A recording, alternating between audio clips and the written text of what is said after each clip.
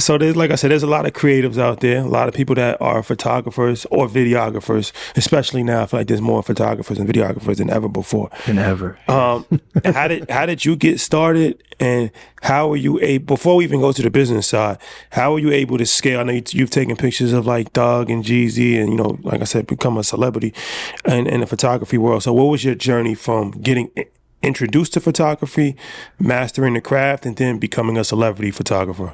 Yeah, man, it's a long journey, but I'll give you like a quick synopsis of how it started.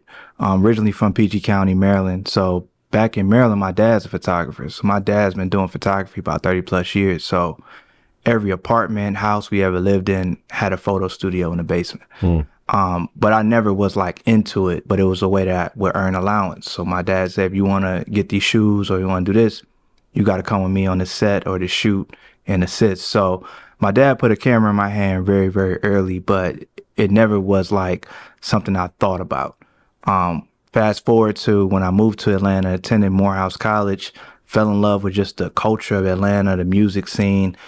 I honestly just wanted to find a way to be around it and to be, connected to it. When I first graduated college, I got a degree in business marketing. So when I graduated college, I was managing a music artist. So I had a camera that my dad told me to get. I had a little camera, and I used to use the camera just to photograph our stuff. Like, we couldn't afford to pay a photographer, videographer. So I would be like, yo, I'm going to take your pictures. I'm going to record our music videos. And at that time, I was like the only one doing it in the city. Crazy. What time frame is this? This is 2011. Okay. So from working with him, other local artists would just be like, yo, $25, $50. And I was like, shit. At that time, rent in Atlanta was dirt cheap. My rent was $400. So all I needed to do was figure out a way to make $400 or $500, maybe $1,000 on that month. I was lit. I could stay there. I ain't had to get a real job. So I was just really using my camera like that. And it was the easiest thing I ever attempted to do. Like, it just worked. So fast forward a little bit after that, I was still just doing it as a way to manage my artists. Like, we gonna get signed. This shit is just something I'm doing for right now. And then right after that, 2012, me and my artist had a falling out. And he told me basically, like, I want to, like, you're not lit enough to basically be my manager. That's the quickest way he said it. And I'm like, bro, I've been pouring all my energy into you. That's why I'm not out here just, pushing myself. And at that point, he just lit a fire under me. And I was like, I'm going to get lit off this camera. Like, I'm going to make it. By February, I had shot Schoolboy Q, Estelle, and Jeezy all in the same weekend. My name was all over Complex magazine, everything. It just was like that quick. It was like that. A couple months later, I was with Future, traveling with him. Like, everything just went like extremely what fast. was the steps to even, like, was it one particular thing that kind of catapulted you, or you just was hustling, just going to clubs, introducing yourself? Nah, like in Atlanta at that time, it was like a renaissance, like of just culture. It was like you walk down the street and Future was a local artist. Like, all these people were local, right? So now when you look back at my portfolio, you like, man, you done shot Metro, Future, Young Thug, Rich Homie Quan, Migos. But back then, they were the person you just walk down the street and see. You know what I mean? You just had to believe in who they were. So at that time, it wasn't like I was like pushing to be in certain rooms. I just was working with the community that was around me. And it was just like, they just ended up turning into the biggest stars in the world. And I was the only one with the camera documenting them. Like, I would go to certain concerts in Atlanta. I'd be the only one in the press pit at that time. Were you doing it for free? That's all, for free, for sure. Everything I was doing was for free. So the work kind of just found you. The work found me, and then I was in the right network of people, and it really just took off. Like, I was the only one doing it.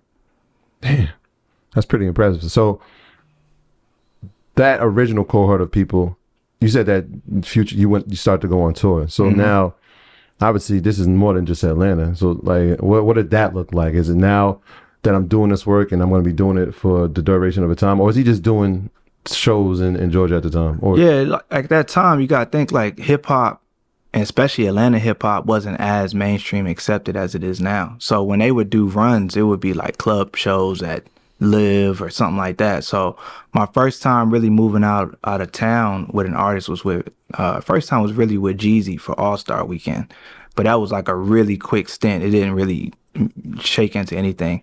And then after that, I got with Future and I went with him to Miami for a trip.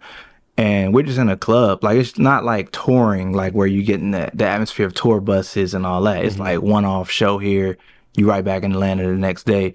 So I was doing that, and to be honest, like I kind of failed at it with Future because I didn't really know what I was doing. So it was a few times on that road I got left in the club, like you just couldn't keep up with the energy. So Future, his manager at the time, Ebony Ward, was just like, yo, you need to go work with Young Scooter. Like, y'all, you just stick with him. He's coming up.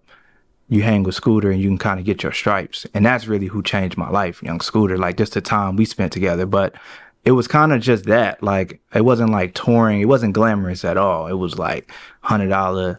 You get $100. You get to go around, record some video, and turn it into like a little vlog or something. And are you studying the craft at the time? Or are you just taking pics and maybe calling dad like, hey, what am I supposed to do with this?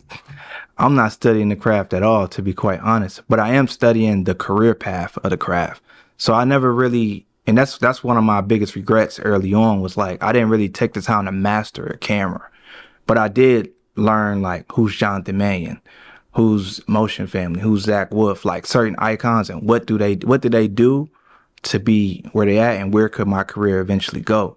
But I wasn't really studying the craft, but I studied just how to, like, my first thing was like, how do I just make my pictures and my videos clear? Like, that was my thing. HD. Everybody's gonna lean into HD. I can learn the tricks and the camera tricks and the art style of it later, but if I can learn when I'm in a room, these are the settings to get the best quality video or photo, I did study that part. And then over time it just grew. And my dad was my worst critic. I hated showing him my work. He destroyed my work every time. Like, every time it was actually like encouraging in a weird way, because it made me like, all right, I'm gonna show you, I'm gonna prove to you. But he was my worst critic for sure. And rightfully so. A lot of that work, I look back now, I'm like, man, if I knew what I knew now in those rooms and those opportunities, I could have really created something magical.